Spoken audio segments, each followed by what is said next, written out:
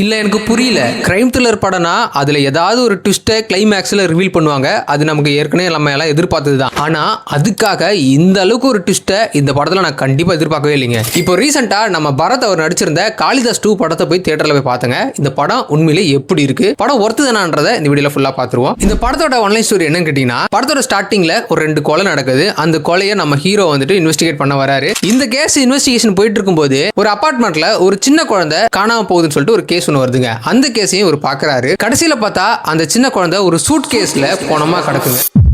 அந்த கொலையை செஞ்சதும், இந்த 2 கொலையை செஞ்சதும் யாரு, எதுக்காக இந்த கொலையை செஞ்சாங்க, இந்த கொலையை செஞ்சவன் இவன் தான் சொல்லி ஃபர்ஸ்ட் ஹாஃப்லயே நமக்கு ரிவீல் பண்ணி காமிச்சிருவாங்க. ஆனா படத்தோட கதையை செகண்ட் ஹாஃப்ல தாங்க இருக்கு. இந்த கொலையை உண்மையிலேயே அவன் தான் செஞ்சானா, அப்படி செஞ்சிருந்தா அவன் எதுக்காக செஞ்சான், இதுக்குண்டான காரணத்தை நம்ம ஹீரோ எப்படி கண்டுபிடிக்கிறாரு, கிளைமேக்ஸ்ல நம்ம கொஞ்சம் கூட எதிர்பார்க்காத ஒரு பயங்கரமான ட்விஸ்ட் இந்த படத்துல இருக்குங்க. அவ்வளவுதான், படம் முடிஞ்சிருச்சு, இவன் தான் கொலைகாரன் நம்ம ஒரு கன்க்ளூஷனுக்கு வரும்போது அப்போ ஒரு ட்விஸ்ட்டை கிரெடிட் சீன் போகும்போது அவங்க ரிவீல் பண்ணிருப்பாங்க. அதெல்லாம் தரமா இருந்துச்சு. கொஞ்சம் கூட நம்ம எக்ஸ்பெக்டே பண்ணிருக்க மாட்டோம். அந்த அளவுக்கு அல்டிமேட்டா இருந்துச்சுங்க. ஸ்டார்டிங்ல இந்த படம் கொஞ்சம் ஸ்லோவா ஆரம்பிச்சாலும் கிளைமேக்ஸ்ல கொஞ்சம் கூட எதிர்பார்க்க முடியாத ட்விஸ்ட்டை வச்சு படத்தை செம்மையா முடிச்சிருப்பாங்க. பார்க்கிறதுக்கே தரமா இருந்துச்சுங்க. உங்க ஃபேமிலியோட ஒரு நல்ல தரமான கிரைம் த்ரில்லர் படம் தியேட்டர்ல பார்க்கணும் அப்படின்னா இந்த காளிதாஸ் 2 படத்தை தியேட்டர்ல இப்போ ஸ்ட்ரீம் ஆயிட்டு இருக்கு. மிஸ் பண்ணாம ட்ரை பண்ணி பாருங்க.